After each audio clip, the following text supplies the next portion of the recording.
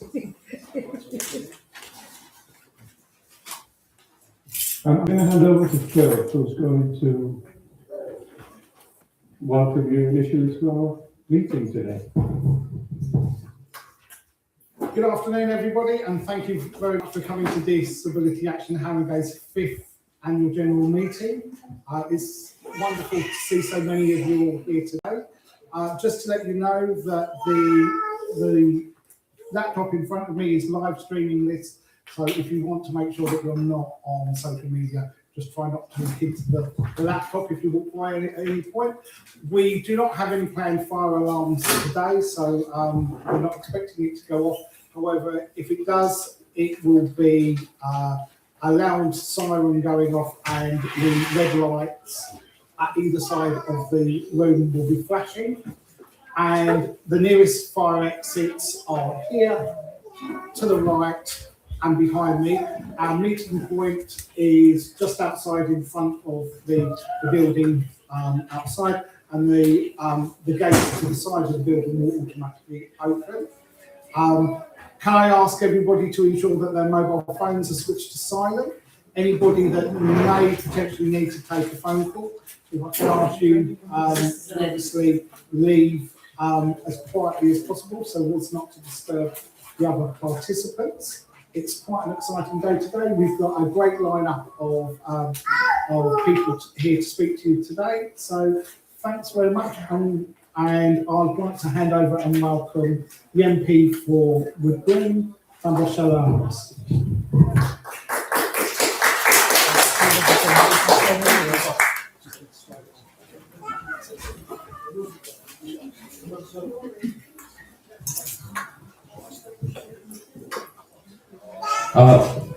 Thank you, Bill, and it's great to be here at your AGM, and particularly to hear about the work that Disability Action Haringey does. It's very important work. It's absolutely essential that you have a voice and that your voice is heard, and Disability Action Haringey do an incredible job in making that happen. So even though the organisation was founded 5 years ago, the activism in the borough of Haringey goes back decades. Paul Hunt, who wrote a letter to The Guardian back in 1972 from his flat in Haringey, helped launch the disability rights movement in this country. He argued for independent living, for rights, and for social model of disability that says the barriers in society are in society and not in your person. So this is quite transformative, and that happened right in this borough. We also had Kath Sells, who lived in Grattan's Green, and she spent her life campaigning for disabled people and LGBT plus rights, and was awarded the MD for doing that. So when Disability Action Haringey is committed to the social model of disability and to building a society that accommodates everyone, you're carrying on something started and has deep roots in this community. And one of the things that I admire about the organisation is the help that you provide to provide access to care, to direct payments, and your support for people that have issues with housing, with benefit applications, and with PIP appeals. And the support groups that you run are really absolutely essential. So thank you for doing those as well. And also helping people get the blue badges and freedom passes. These are absolutely vital to helping people live independently and getting them the support that they need. And being able to advocate for things like more accessible transport. I've been out trying to persuade TfL along with colleagues to provide a lift for Wood Green Station, and that will be transformative for so many people, because not being able to get around for places you want to get around is absolutely vital. And you do all this as a Deaf and Disabled Persons Campaign organisation led by disabled people for disabled people, and that's absolutely essential.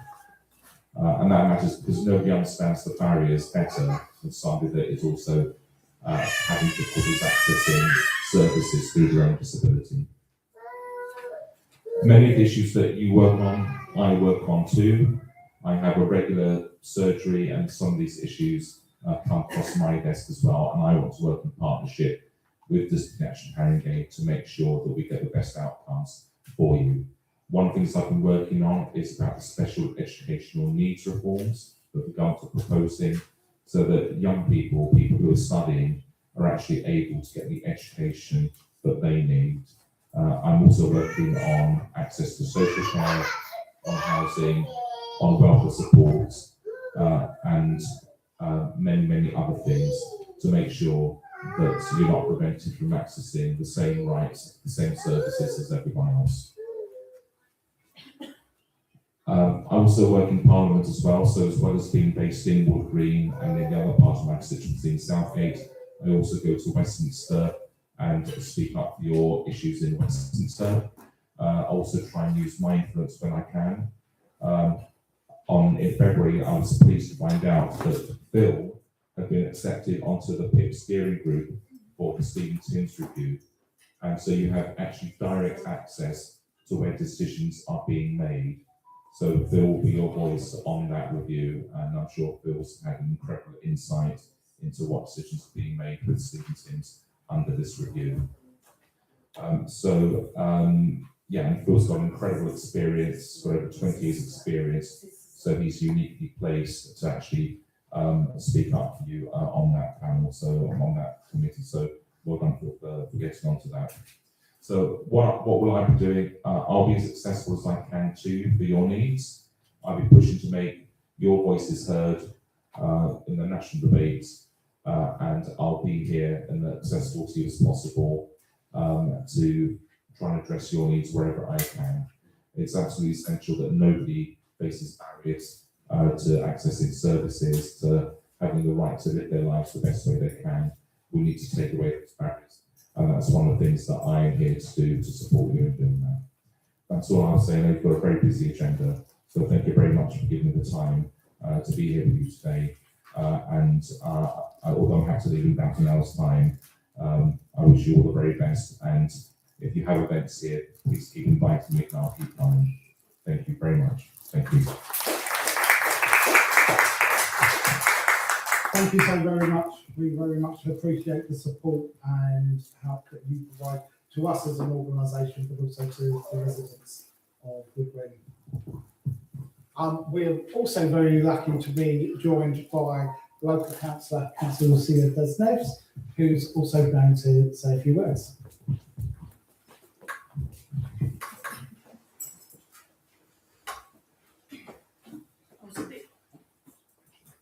I was a bit naughty.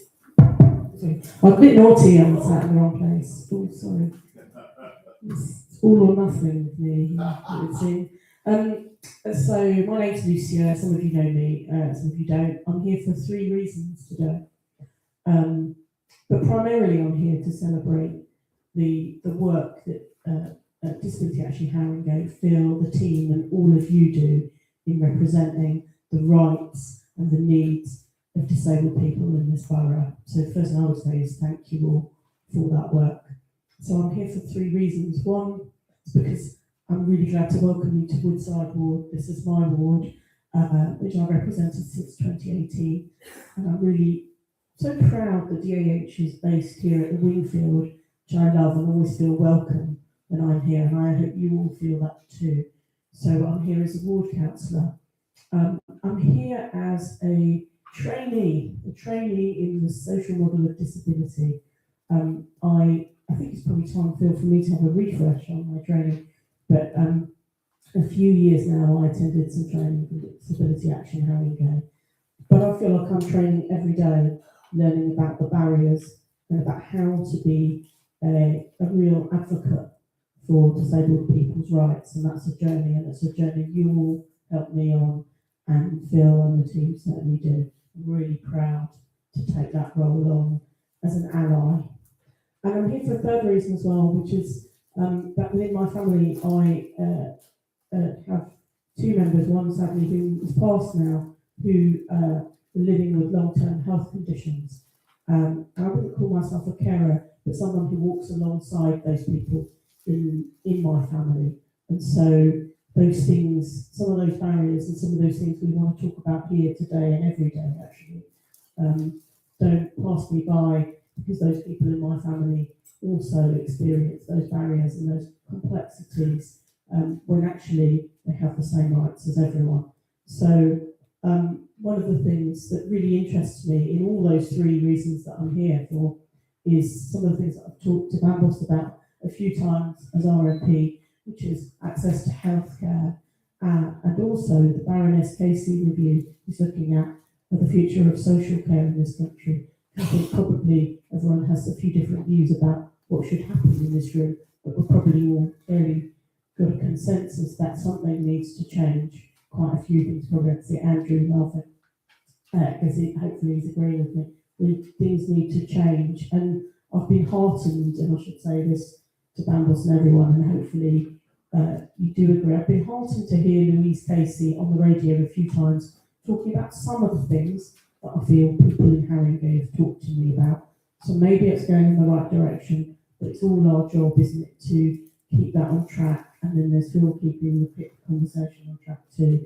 So I look forward as a ward councillor and also as a resident in Haringey to working with Phil, to working with Bambos, and to celebrating all the strength, because when I look around the room, I see so much strength and ability actually, and to celebrate that and to be thinking every day when I get up, how can I help maximise that?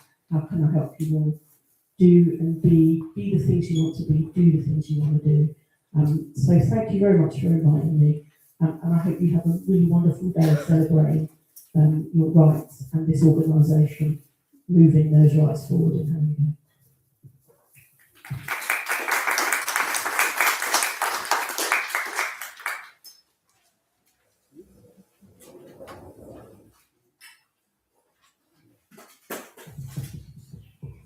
Okay, so I'm now going to hand over to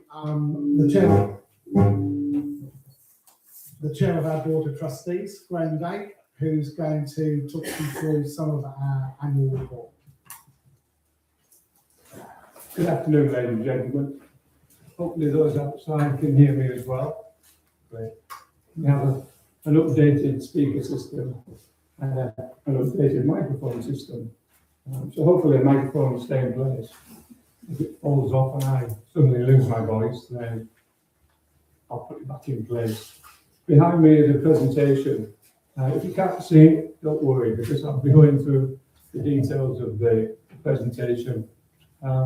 As Phil said, it's to do with the annual report. I have the pleasure every year of producing the annual report for the organisation. The annual report is important because it's something that funders need to see and also members need to see, because it allows you to see what we are doing as an organisation and the services that we provide. I'd just like to stress that this is an information-only session, so if you have any questions, then please ask them at the end of the meeting. I think I'm realising that if I'm moving my head too much, the mic is being a bit effective, so I'll try and speak down into the mic. I'm going to be talking about direct payments, co-production, health and well-being, the deaf and visually impairment group, partnerships, social model of disability ambassadors, which we've heard a little bit about, empowering voices, information, advice and guidance, financial accounts, and there'll be a closing from me on this part of the meeting. So direct payments. Throughout the year, we supported 214 individual clients by providing specialist advice and practical support to people using direct payments. We supported individuals to recruit and employ personal assistants, to understand employee responsibilities and resolve challenges that arise in managing care arrangements. We facilitated the Direct Payment Users Forum, which is a monthly peer support group where people can come together to share experiences, to problem solve and build confidence in managing their support. We were able to obtain some successful funding to develop and deliver training opportunities for direct payment holders and their personal assistants. The training was around first aid, manual handling, and how to be a good employer. Strengthening on the skills, confidence and understanding on both sides of the employment relationship, supporting safer, more effective and sustainable care arrangements. Training is all about recognising the value of PAs and the contribution they make to our lives, whilst at the same time upskilling them. In total, we delivered 13 training sessions for 89 individuals. Some people actually took part in two sessions, so in total we delivered 122 training spaces. As you can see, I'm multitasking today because I'm changing the slides. So you have to nudge me if I forget to change one. Our co-production group actively develops services through co-production, recognising the value of lived experience, shared decision-making and collective expertise. This investment ensures that we are not only a user-led organisation, but one that actively develops services through co-production, recognising the value of lived experience, shared decision-making and collective expertise. The co-production group created structured opportunities for members in the wider deaf and disabled community in Haringey to influence priorities, shape services and contribute to organisational development. The work played a key role in embedding co-production within our governance and practice, reinforcing our role as a representative, accountable and community-led organisation.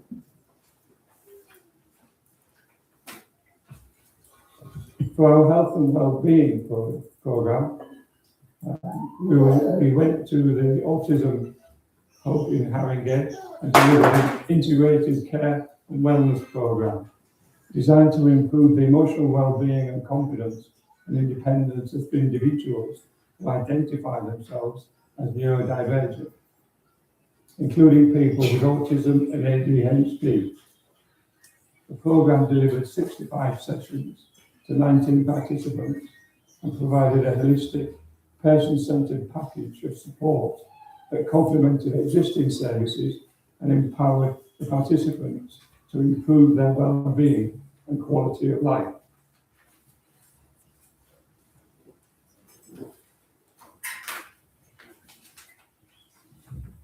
Both our deaf group and visually impaired group is something that Disability Action Haringey are very proud to talk about.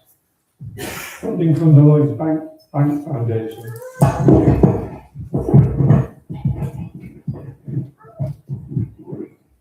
Sorry.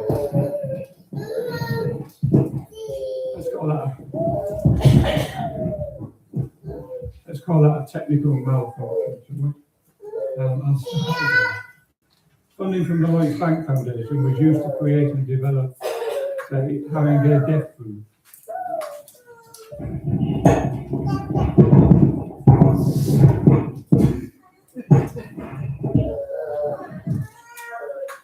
How's that? Is that okay? Better?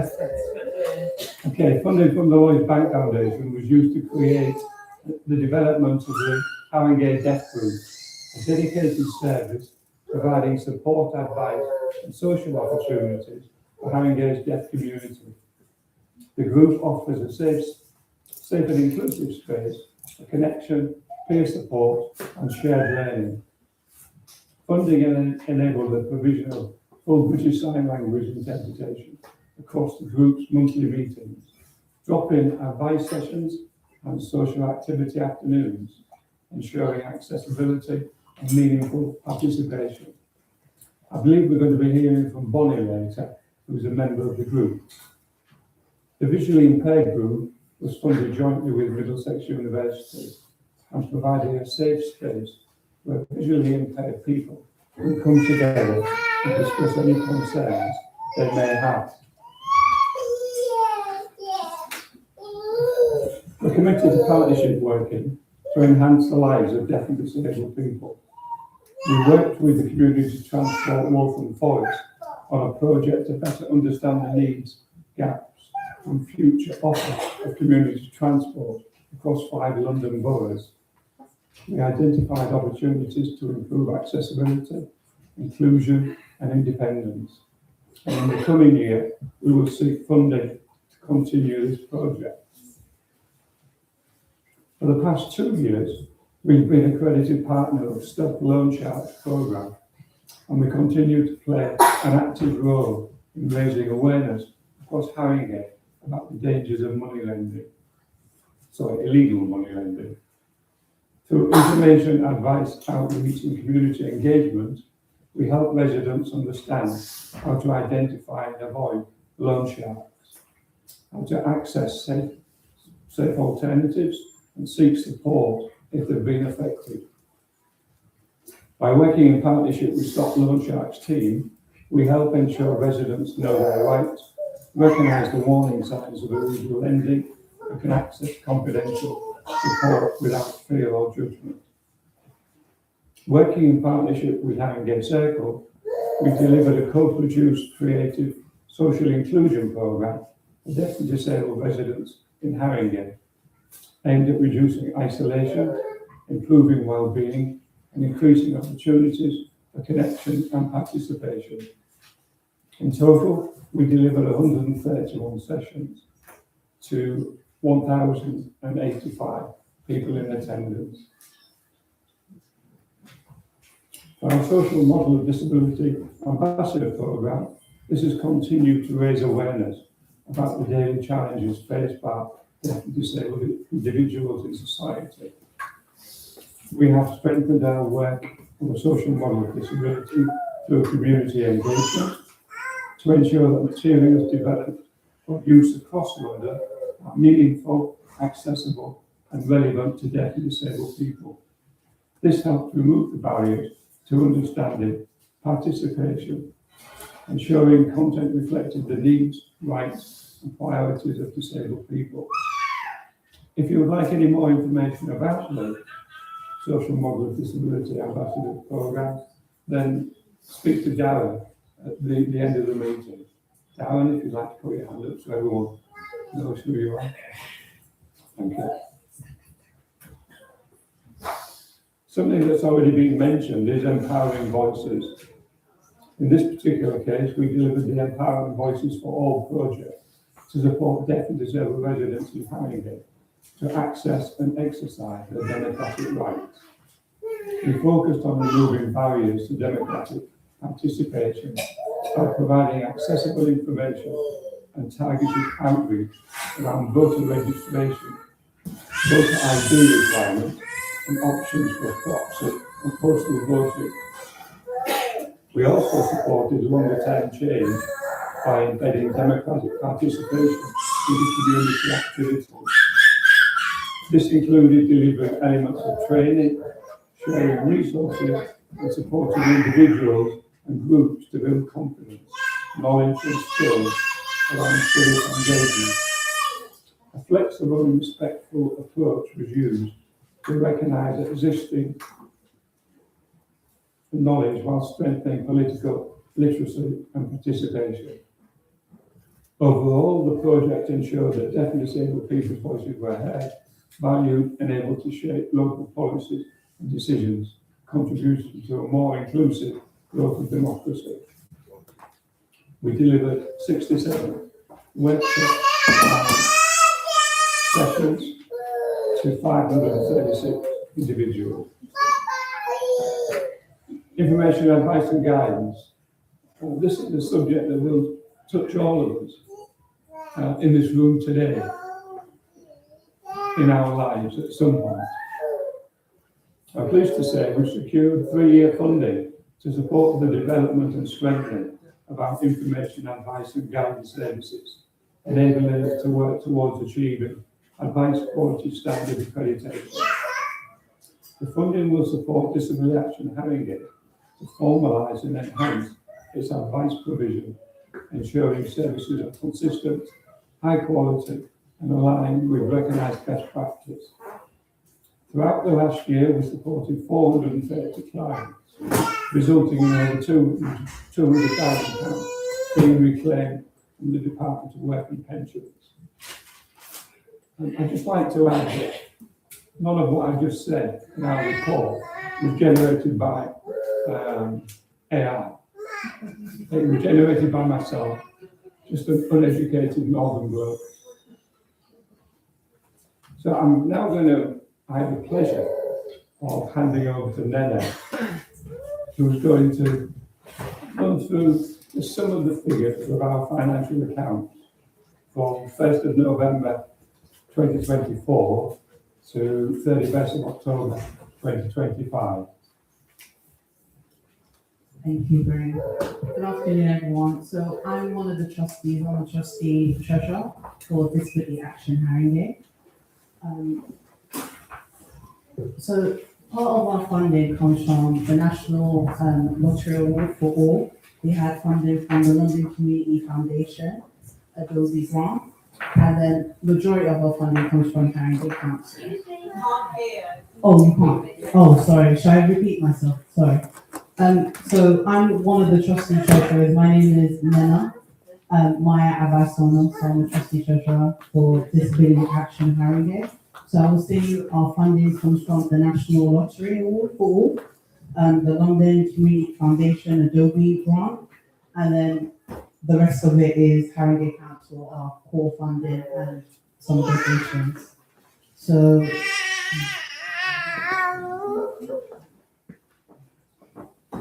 the financial review. These accounts that are presented are the results of the charity for the period ending the 31st of October 2025. So during that period, the charity had an income resource of 479,000.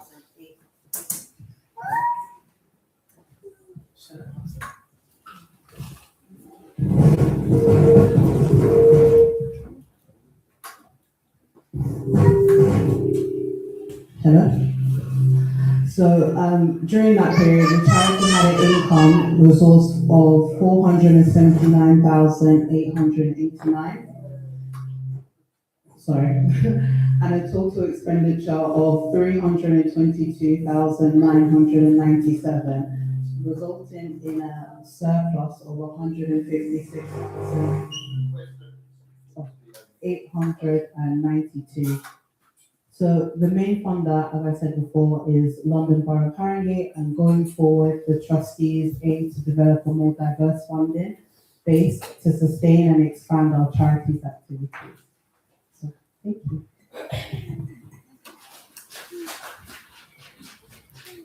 Okay, can I thank Nene for going through those financial accounts? Handle like a true professional. It just leaves for me it falls on my shoulders basically to thank a few people. As chair, one of my main roles is to thank people, and it's a great pleasure to do that today. I'd like to thank our funders and the Haringey Council for their ongoing support. As Nelly mentioned, the National Lottery. We have the Three Guineas Trust, Lloyds Bank Foundation, Skills for Care, Adobe, and Middlesex University. And without this funding, we would not be able to deliver the services which are so vital to deaf and disabled people. I'd like to pay special thanks to my fellow trustees for their unwavering desire to see the organisation succeed, for their commitment to making the organisation what it is today, for their strategic planning, and for giving up their time to attend the many meetings throughout the year. So thank you for that. I'd also like to offer special thanks to the entire staff team and volunteers led by Phil Stevens, our Chief Executive Officer, who not only provide the services and projects I've outlined, but who also handle over 8,500 calls a year. So for all their magnificent work on a daily basis, their commitment to the organisation, and for helping members and clients to navigate the complexity of their daily lives, I say thank you. And I'd like to pause at this point just to Ask everyone to join me in a round of applause for the trustees and staff of this organisation. Thank you.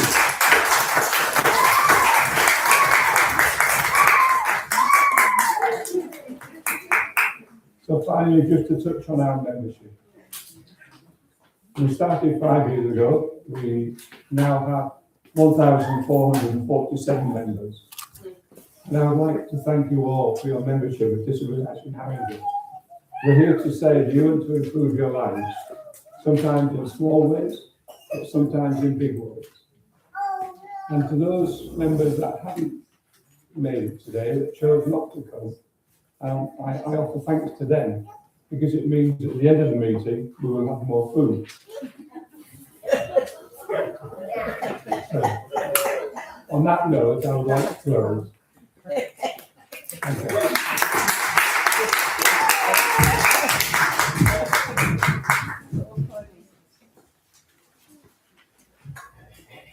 Thank you very much, Graham, for that very comprehensive report. I know it takes a lot of time and effort to put that together, so it's much appreciated. It now calls upon me to put forward the trustees that are standing for re-election and to ask you as members to technology, don't you? I wouldn't mind, but this is a new system. So it will call upon me to put them forward to you, and for those full members who have been given voting cards, or to show by raising either a green card in support of their re-election or a red card against. So firstly, standing for re-election is our current chair, Graham Day. Can I ask members to give a show of support or rejection for his reappointment just by holding your green cards out? I haven't got anything. That's okay. If you want to vote yes for Graham to be elected, you stick your hand up. Wonderful. That's unanimous. Thank you very much. Are we having it? I didn't see it. Are you sure? There we go. We are unanimous. Thank you. Okay. Second person for nomination today in re-election is Patricia Charlesworth. Patricia, would you like to put your hand up so everybody knows who you are? There we go. Can I ask members to vote either for or against Patricia's re-election as a trustee? And double checking, and definitely no red cards this time. Thank you very much. Patricia's re-elected. Natasha, would you like to raise your hands? Natasha has been a community champion and has also joined us on the board and is up for re-election. And I'm blocking the entrance. There we go.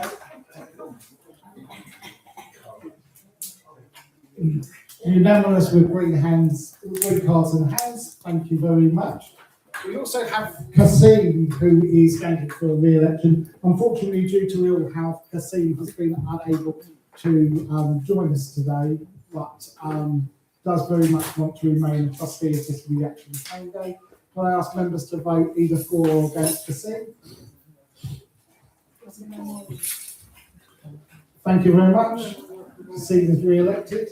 And finally, but most certainly not the least, is Andrew. Andrew, would you like to put your hand up? Can I ask members to vote either for or against Andrew's re-election? Wonderful. Also, Carrie, thank you so much.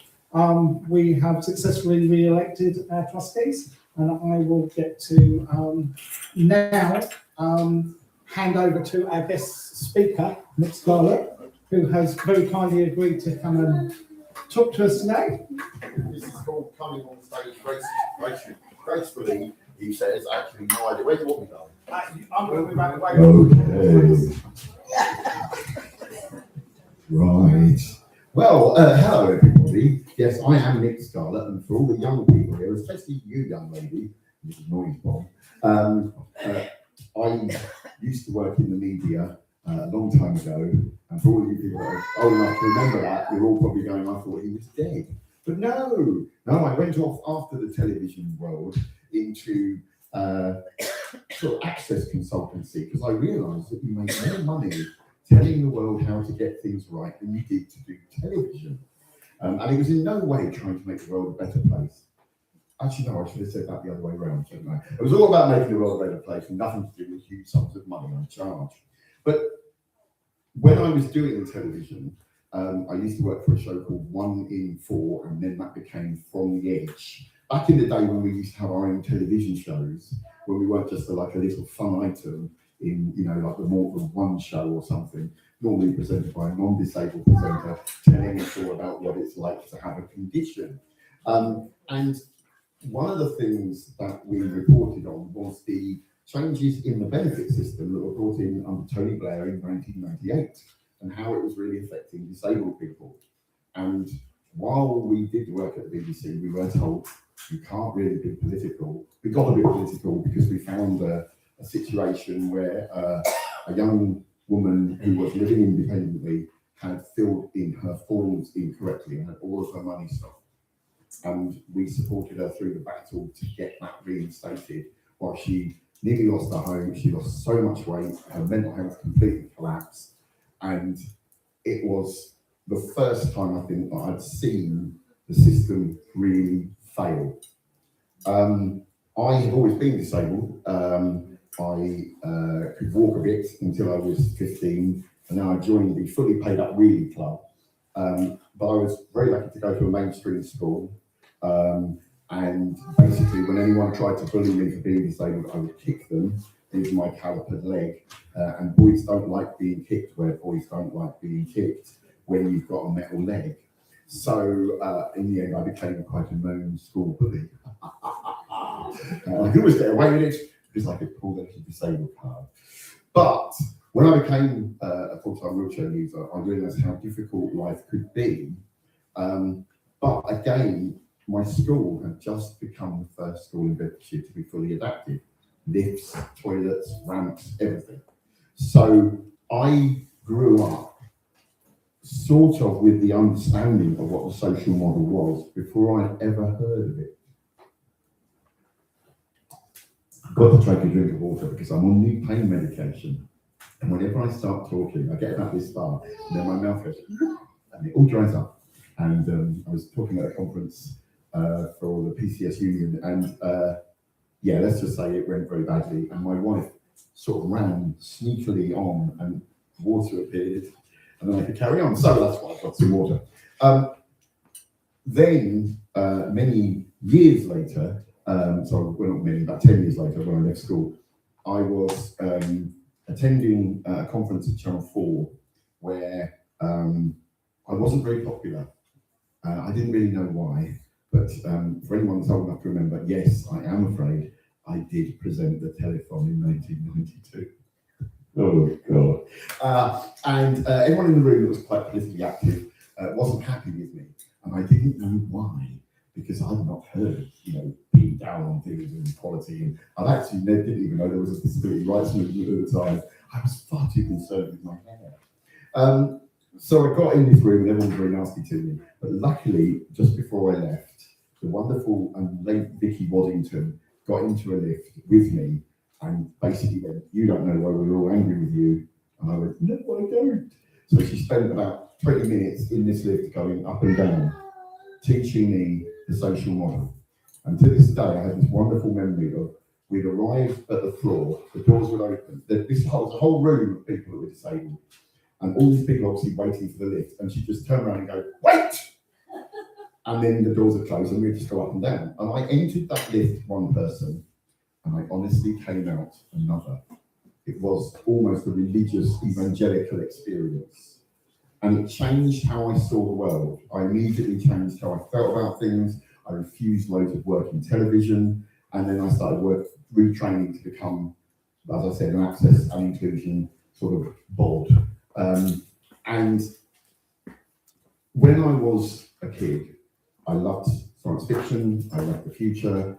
No one would have told me in 2026 that disabled people would still be fighting the fight that we are.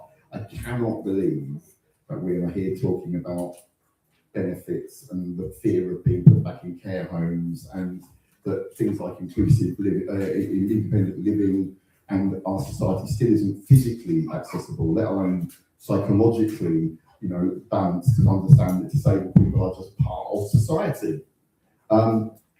So that's why when I was offered the chance to be the CEO of the charity FAB, I took it up.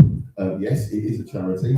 No, lots of campaigners are down on charity. I used to be, but I think we're stuck in a position now where we're still needing that support. And I think that that is something that it has to be like you are here, disabled-led, disabled people taking the fight and taking that. FAB isn't a campaigning body. We are about fun. We're about people enjoying themselves of all ages, being able to get together and have a good time, right? And I think that's just as important as, giving it to the man, he hopes. But I think the PIP battle that we're having is one of the strangest ones ever. And there's so much misinformation, isn't there? The idea that PIP is an out-of-work benefit is ridiculous. And yet it's a lie that's repeated over and over and over and over. And having very recently been diagnosed as having ADHD, which is why you might need to tell me when I'm talking too much, because otherwise I will go on for hours. And you can tell I've got no script because this is a rambling load of rubbish. Sorry you watching at home, there is no direction to this. So when I got diagnosed, it was like, wow, that explains a lot. But also the idea that now they're saying to people, oh, well, that's nothing, that's unimportant. If you're a young child and you're at school, you don't need support. The attacks on, I hate saying SEND just because I hate special. Specific, surely folks, shouldn't specific be the right terminology? Each person has their own needs rather than special. Don't make me special, I don't want to be special. I mean, I am special, I'm wonderful. But we all are special. And I think, non-disabled people are special too. Mostly. My wife's wonderful. So, right, what am I talking about? Well, I suppose I'm talking about nothing because I'm rambling and I should have written a speech, shouldn't I? Yes, you should have.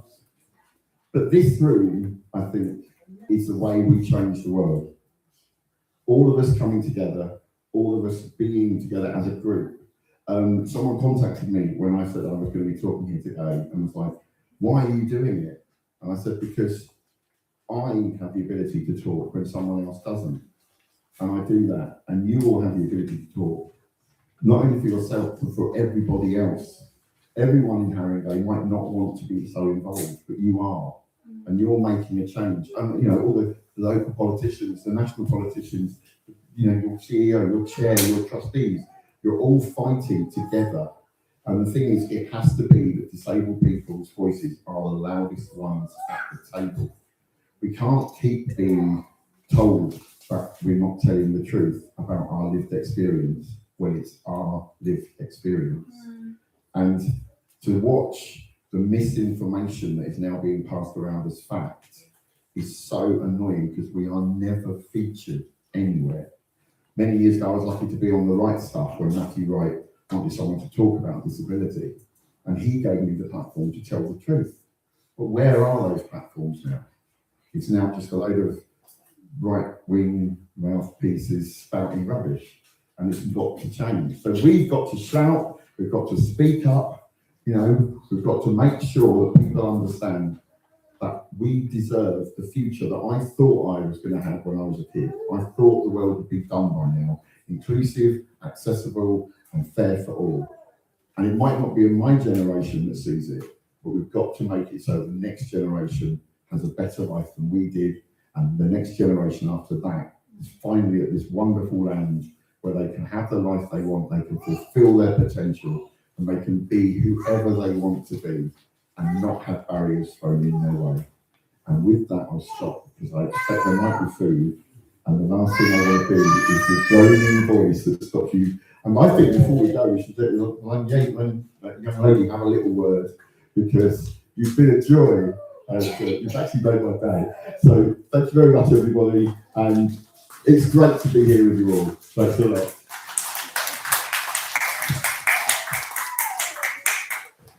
That really was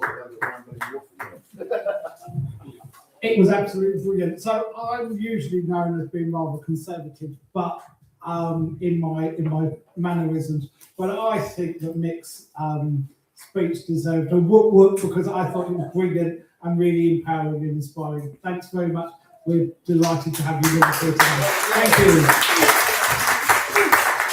So, as an organisation that is run by and for deaf and disabled people, it seems really obscure if some of the people we weren't hearing from today were some of our service users that make use of the organisation and the things that we do. So I'm very proud and privileged to introduce Bonnie, a member of our Deaf Haringey group, who is going to come and tell you a little bit about what the group means to them and how it was formed. I'd rather not. I'll project.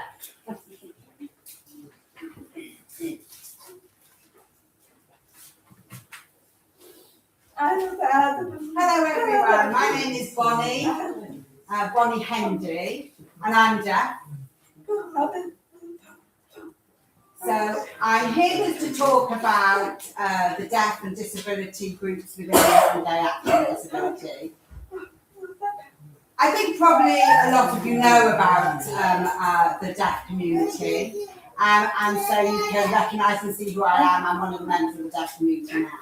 And I'm here to talk about the deaf group that's been set up. And we've got a deaf social group and a deaf drop-in. And I want to tell you about one of those sessions. So every month, we have a deaf meeting. It's sort of like a social meeting, but there might be specific topics that we're having information about, that we're learning about. We've set up some cookery activities. It might be different interests that some of us have, and we want to learn more about those and get educated about those. So our group is for deaf and hard of hearing, but a long time ago, we had a deaf drop-in here. It was at Winkfield Centre. And many deaf people would come here to get support with their letters or with any issues or problems they had, if they needed someone to contact the council or deal with bills and so on. And so we were able to come here quite a long time ago. So that group closed down before COVID and has now recently been set up about a couple of years ago. So they then set up a deaf drop-in.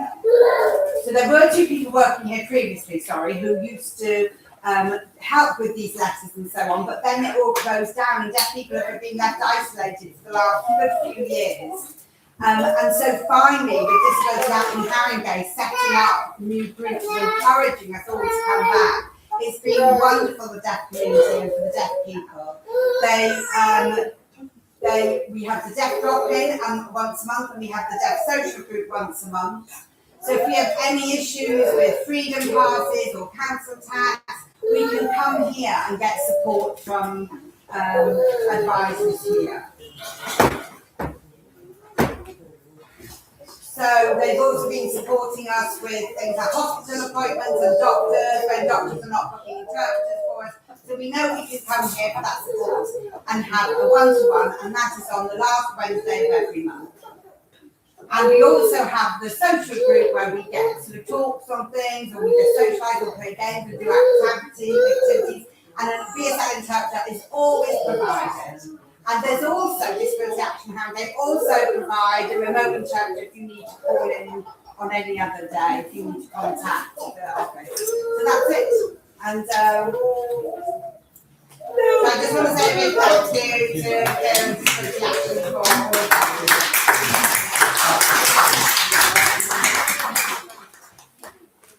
Well, you'll be very pleased to know that we are getting very close to the end and the food will be arriving in 15 minutes. And that's the bit that everybody's looking forward to, we know. We have one final thing before I hand back over to Graham to do the final close, and it is the draw for our mobility scooter.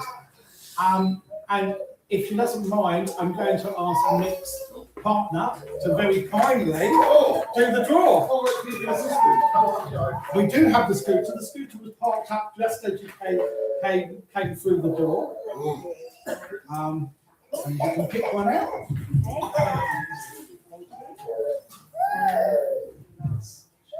Antonio Andrea? Yes. Wonderful. Unfortunately, he's not here today, but I do know that the gentleman will be very pleased. He bought one of the very first tickets and has been asking on a regular basis when the draw was going to take place. So thank you so much for doing the draw for us. Yeah.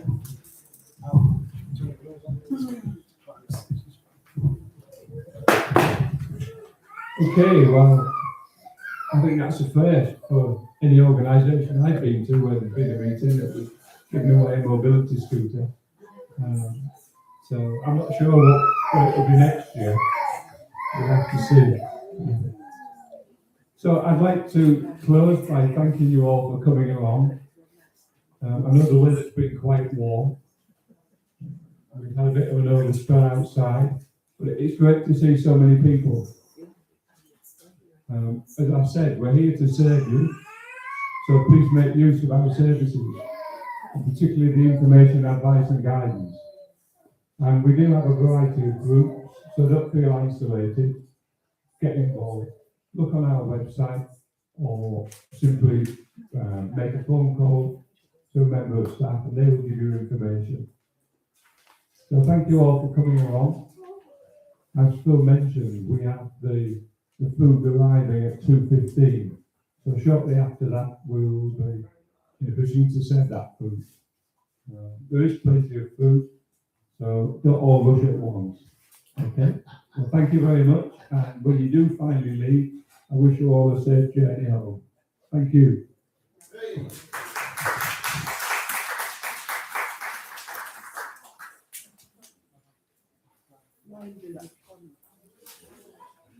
Whilst we're waiting for the food to arrive, the team will be able to serve you drinks outside. So feel free to go and see the team again.